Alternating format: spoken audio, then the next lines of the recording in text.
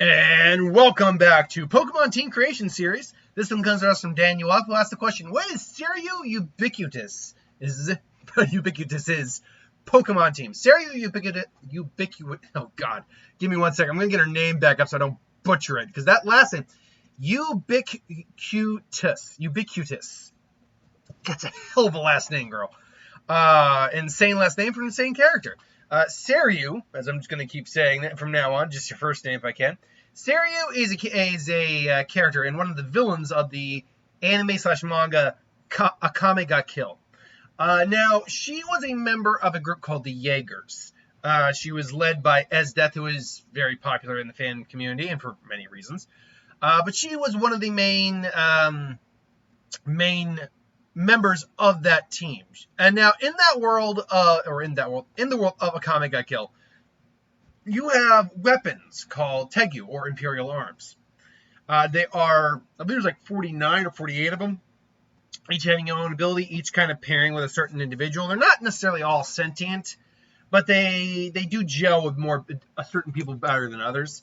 The one she has is actually the one she has right here, whose name is what is the damn dog's name? That dog right there. That dog is her Imperial Arm. Hekanton. Oh god. Hekanton Carries? Is that it? She names a Koru. That's why I'm like, that can't be. But essentially, it's a living Imperial Arm that takes the form of this little dog. But the dog, I don't have an image available for the dog right now, beyond what you see right there. But the dog is capable of opening its mouth wide, revealing very sharp fangs, essentially turning into a giant menace of a mutt, and capable of tearing people apart. Basically, when he's dormant, he looks like that little dog. When he's activated as it is, he looks like that dog, but giant, growling, massive razor-sharp teeth, and he's capable of storing multiple weapons in his body. So he's capable of taking a lot of hits and keep going. Seryu herself is a character that believes in justice and helping people, except for a little sad fact that she is a psychotic. She's a literal psychotic because it's really more of an excuse to let her kill people. She has a very warped sense of justice, righteousness, and she uses it as an excuse to just kill anyone she deems injustice's way. To do this, not only does she have the Imperial Arm Koru, as we'll be going with, she's also done multiple modifications to her body. You'll see in this picture she has a metal. I'll enlarge the picture actually here, the image. She has a metal arm. Well, both her arms are metal. In fact, most of her body has actually been replaced. She even has a gun hiding in her mouth. So this allows her, particularly with her arms, to replace certain objects, weapons on there, and continue her ongoing fight for justice. Her quote-unquote fight for justice. So, what is a Pokemon team going to look like for a character like this? Alright, let's get to this. First and foremost, I knew the immediate thing that had to be on the team was something that represented Koru. And I knew, by that logic, if I could, I wanted to be a dog. So the question is, what dog-based Pokemon fits Koru the best? The Arcanine line doesn't really work, nor does the Houndoom. Poochyena, Mightyena, kind of, but something wasn't working right. I didn't like the Lucario line for this, nor Stoutland's line at all.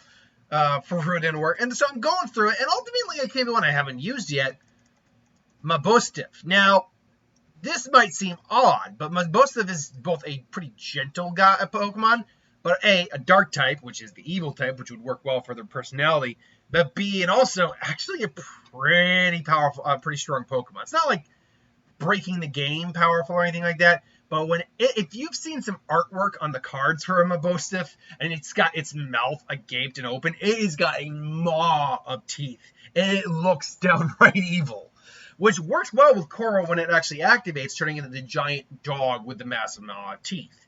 So actually, I liked Mabostiff for this. Generally passive when he's not in battle, but when he is in battle, well, now he's going to work.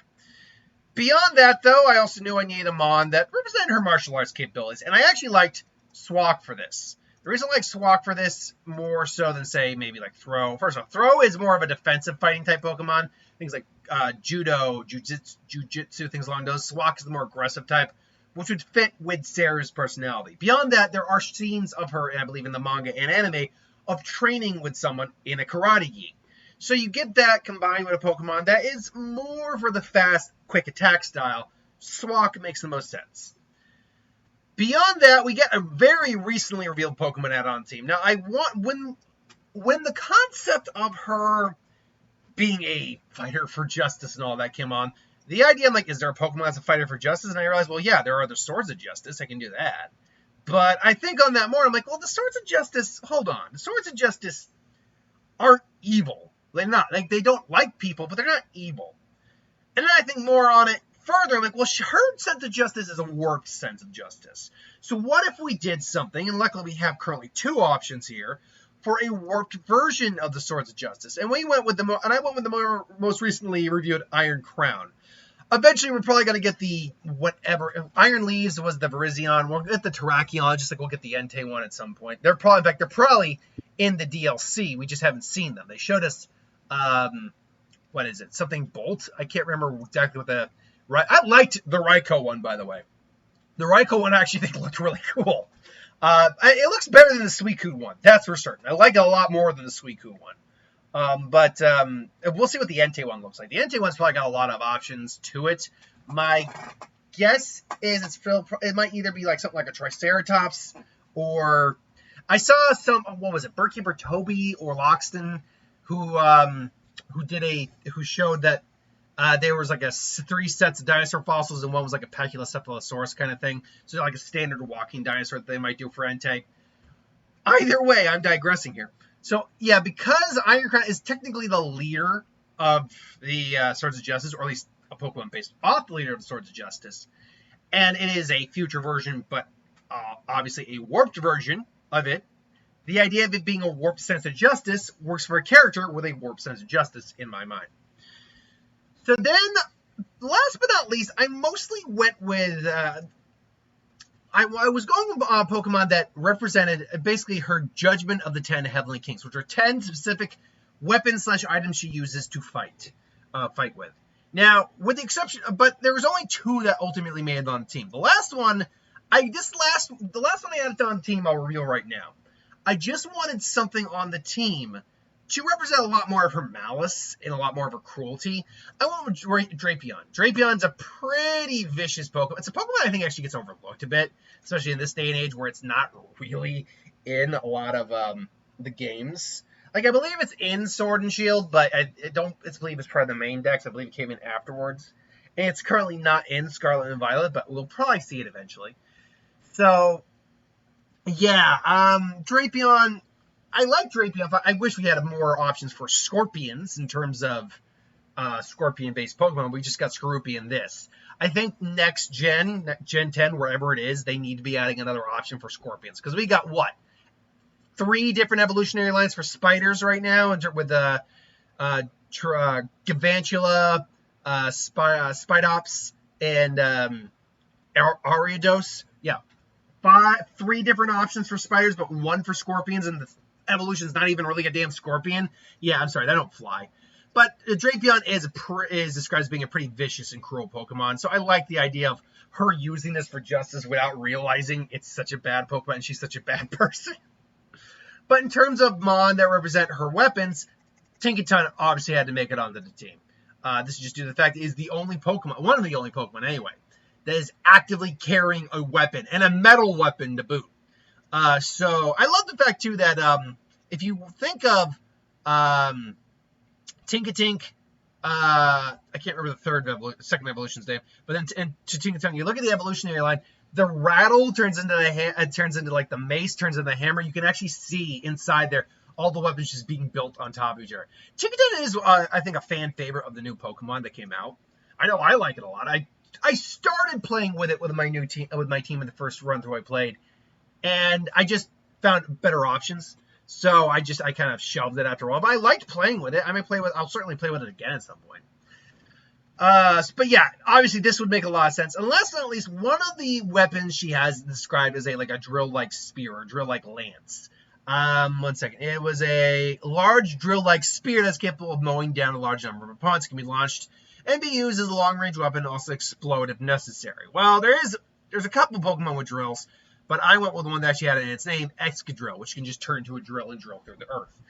Ultimately, I just felt that was a solid option here.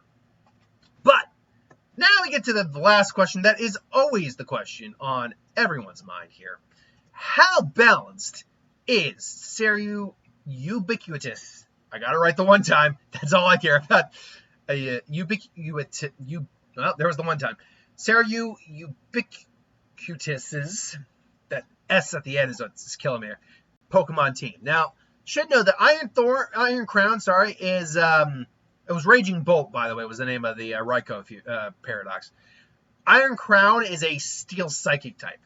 So, how balanced is this team? Well, it's actually not badly balanced. One problem this team does somewhat have is Fire Pokemon. Half the team is Steel, although Excadrill is also, I believe, a Ground type.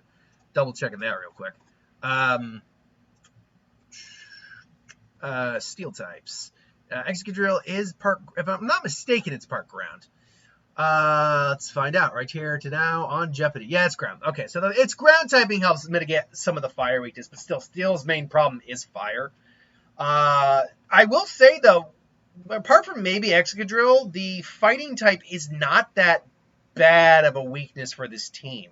The Psychic and the Fairy on Ticketung and Iron Crown mitigate the Fighting weakness, so only Excadrill and Mabosstiff have that issue. So that's not bad. And those are really Steel's only true weaknesses are Fire and Fighting. If I'm not mistaken, double checking that real quick. Damage taken, yeah, Fighting, Fire, oh, and Ground. Okay, so the question is this team okay against Ground types? The short answer, hell no, it's not good against Ground types. All three of those Steel types do not have a resistance to Ground. One of them is a Ground, but have no special resistance to Ground at all. As a matter of fact, I don't believe Psychic is strong. Oh, no, Psychic is not weak to Ground. And Drapeon's a Poison type, which is also weak to Ground. So, yeah, good.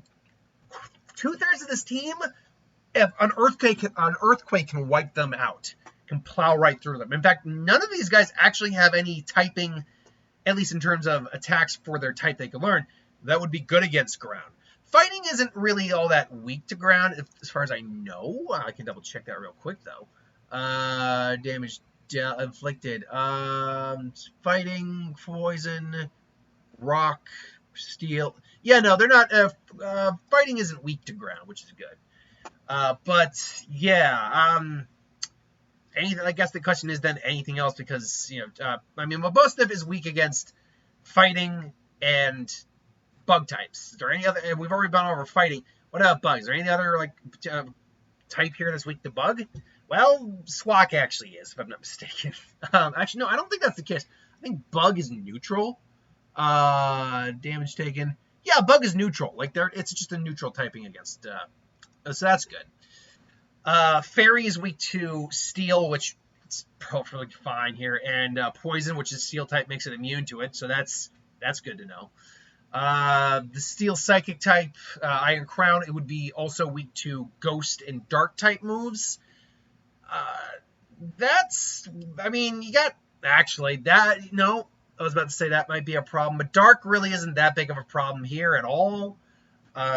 Psychic is only an issue for this and Swak. Honestly, this team, the biggest issue this team goes up against is Ground types. That is the de facto biggest one, with a minor issue against Fire types, because half the team does have at least some level of weakness to Fire. But other than that, it's not a terribly unbalanced team. A lot of Steel types, admittedly, half the team is Steel, but they all have a different type along with that Steel, which really helps them out. In fact, that type, each one of those types, doesn't actually repeat on any of the other mon. The only repeating type beyond the Steel is the Dark type. And at least one of the other Dark types has a Poison attached. So, honestly, it's not too terribly unbalanced. It's just if you get someone with a proper Ground type, it's just going to wreak havoc with the majority of the team. But that is Seryu Ubiquitous' Pokemon team. I got it right at the end. That's all that matters. What do you think about this team? Do you like it? Do you hate it? Would you do something different? Would you not change a thing? Let me know in the comments below. But thanks for watching. Hope you enjoyed. Like, comment, share, subscribe. Give me ideas of what you want for Pokemon teams and other videos in the future. And I'll see you then. Until then, I got a box office to talk about. And I'll see you later.